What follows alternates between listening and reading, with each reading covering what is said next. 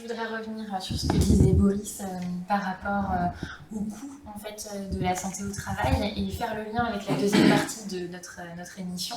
J'ai une deuxième phrase à vous partager. Et j'attends de vous de me dire si vous êtes d'accord ou pas d'accord et toujours pourquoi. La qualité de vie au travail, ça permet d'augmenter la performance de l'entreprise. Alors, on va faire encore le tour de table. Je ne sais pas, André, qu'est-ce que vous en pensez?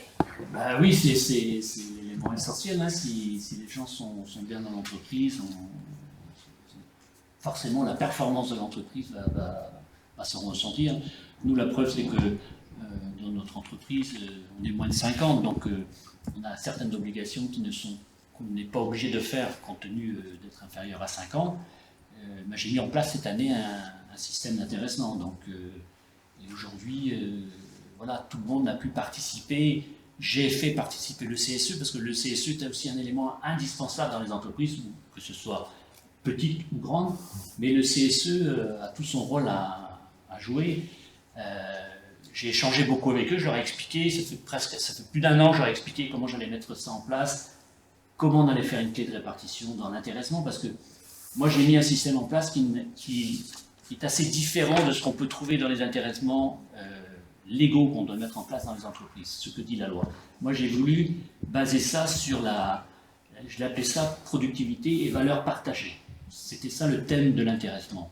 C'est-à-dire qu'on regardait la marge nette de nos affaires que l'on fait et on échange là-dessus. Et qu'est-ce que c'est la marge nette? Donc, je n'ai pas parlé de la marge brute parce que c'est encore autre chose, mais la marge nette en fonction de notre taux horaire. Donc là, tous les gens sont impliqués parce que tous les gens qui sont au bureau d'études, les commerciaux, tout le monde est impliqué. Et ça, ils ont bien acté ça. Et ensuite, après, j'ai fait des clés de répartition. Et là, on a échangé sur la clé de répartition parce qu'on peut se dire, qu'est-ce qu'on fait? Est-ce qu'on fait sur la base du salaire? On fait une clé de répartition fixe et on fait une clé de répartition sur la présence. Et voilà, on s'est mis d'accord, on a échangé, ça a duré longtemps. Et on a une clé de répartition, il y a 15% qui est fixe, du plus haut au plus bas. Il y a 15% de la somme que j'attribue qui est basée sur le salaire. Donc là, il y a des gens qui sont un peu plus récompensés. Et l'autre, c'est sur la présence en entreprise. Et cette année, on a eu des cas particuliers parce qu'il y avait le Covid. Les gens n'étaient pas là pendant le Covid, certains parce qu'ils avaient des maladies pathologiques qui ne pouvaient pas être là. Et là, ce que disent les textes de loi, c'est même pas encore, c'est des décrets qui sont en cours.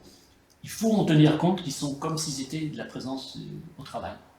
Et donc certains qui se pensaient se voir pénalisés, ils ont eu. Comme j'attribue une masse, les masses s'équilibrent. Donc la répartition. Et la répartition entre cet intéressement-là, celui qui est le plus haut et qui est le plus bas, c'est pas une échelle de 1 à 3. Hein. C'est beaucoup moins que ça. On est de 1 à 2, quoi, maximum. Donc tout le monde est intéressé et motivé. Ça, c'est une conséquence de la qualité de vie au travail qu'il faut aussi récompenser. Parce que si vous ne récompensez pas, vous ne pouvez pas voir demain. Serge, qu'est-ce que vous en pensez? Oui, nous sommes, je parle de l'entreprise, strictement persuadés que la qualité du travail, ça permet d'augmenter la performance. Parce que si les gens viennent travailler, je dirais, viennent dans de bonnes conditions, déjà on va minimiser le nombre d'accidents de travail. Ça c'est clair. Je ne parle pas des gros accidents, mais des bénins, de l'absentéisme. Voilà. On aura moins de turnover. Donc à partir du moment où on aura tous ces éléments-là, on va garder notre personnel formé. Donc forcément, derrière, c'est du personnel qui connaît son métier, qui connaît qui sait ce qu'il a à faire. Donc la performance globale de l'entreprise. Je ne parle pas forcément de productivité, je parle vraiment de la performance globale. En plus, on aura des taux de cotisation moindres. Et nous, on a beaucoup travaillé là-dessus parce qu'il y a quelques années, nous, on était sur des taux de fréquence assez faramineux dans notre métier. Oui, on avait changé. Ouais, quand je suis arrivé dans l'entreprise, on était sur un taux de fréquence à 60. Là, on est à moins de 26, 25. On est encore trop, mais déjà mieux. Un taux de gravité, on est passé de 3 à 0,3. Donc, comme tu disais, Boris, tout à l'heure, le coût direct, c'est déjà, oui, effectivement, un salarié qui est absent. Et forcément, c'est normal, il est rémunéré par la CARSAT. Mais derrière nous, il faut qu'on traite quelqu'un. Donc, c'est généralement un intérimaire qui coûte plus cher. Il faut le former, le temps qu'il soit productif. Voilà, donc les coûts, pour moi, c'est à 3. C'est carrément de 1 à 3, je pense. uniquement. Oui, Voilà. après, je voulais pas sur cette partie coût parce que Après, déjà tu quand peux on trouver dedans. Hein, voilà, et mais- puis souvent ça peut paraître assez impressionnant, donc je préfère prendre la version minimaliste pour effectivement aimer probablement, parce que certaines études, oui, disent que ça peut être effectivement surtout des si- facteurs 3 ou même 4 sur... Alors, peut-être après, en Mais- fonction de la qualification Oui. des salariés. C'est pour ça que moi je parle toujours de performance globale.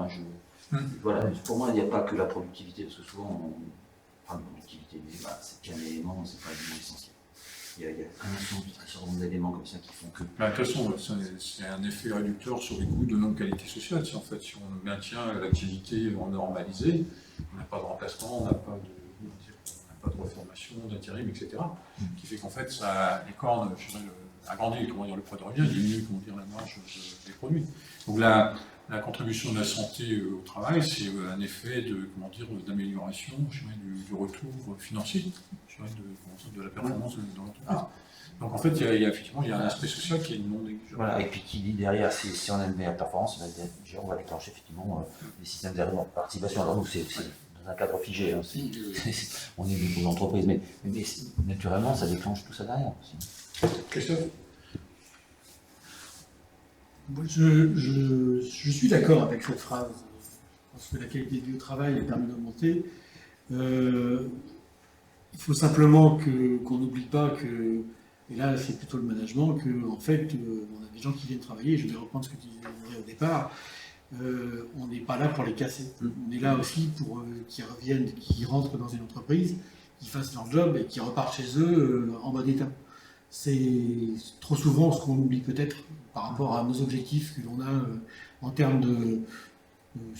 on l'a oublié, enfin en tout cas dans la masse, dans certaines entreprises. Après, il y a des innovations qui se mettent en place. De toute façon, tout ce qu'on peut faire pour améliorer la qualité de vie de nos salariés, on l'a dit, je ne vais pas reprendre ce qui a été dit sur les coûts, c'est du résultat net qui rentre. Hein. C'est-à-dire qu'en fait, les investissements en face ne sont pas forcément à la hauteur de la dépense que l'on va avoir si on a des salariés qui ne sont pas là tous les arrêts.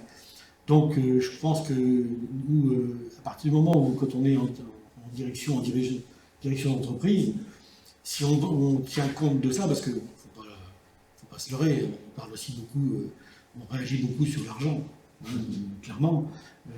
C'est clair qu'à partir du moment où on se dégage des moyens et qu'on se dit qu'on peut s'autofinancer en fait notre amélioration de la qualité de vie, par le fait qu'il y ait moins d'arrêt et tout le reste, c'est gagnant-gagnant. Mais il faut aussi qu'on se mette bien, mettre bien dans cet état d'esprit-là.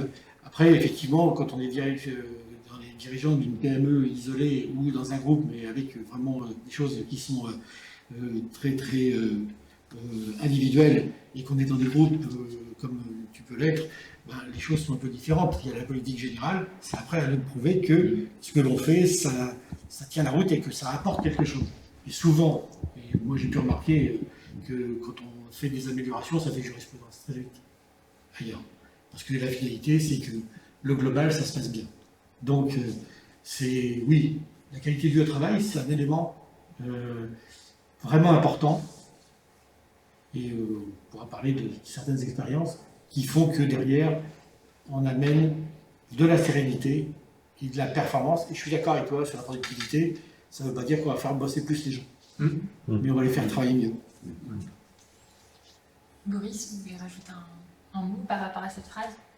Non, je trouve, moi je reprendrai effectivement ce que vous avez dit, si je devais répéter, mais ça me va bien, parce qu'effectivement, et notamment le dernier élément, la performance, c'est effectivement aussi de la santé et puis effectivement des gens qui travaillent mieux et pas effectivement forcément plus, et parce qu'in fine, l'entreprise et les salariés s'y retrouvent.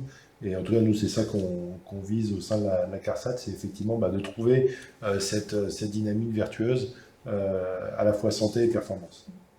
Et nous aussi, à la RAC Pays de la Loire, en fait, on est persuadés de ces liens entre qualité de vie au travail et performance globale de l'entreprise, comme vous le disiez, Serge. En fait, on a mené une étude entre 2019 et 2020 auprès des entreprises de la région Pays de la Loire.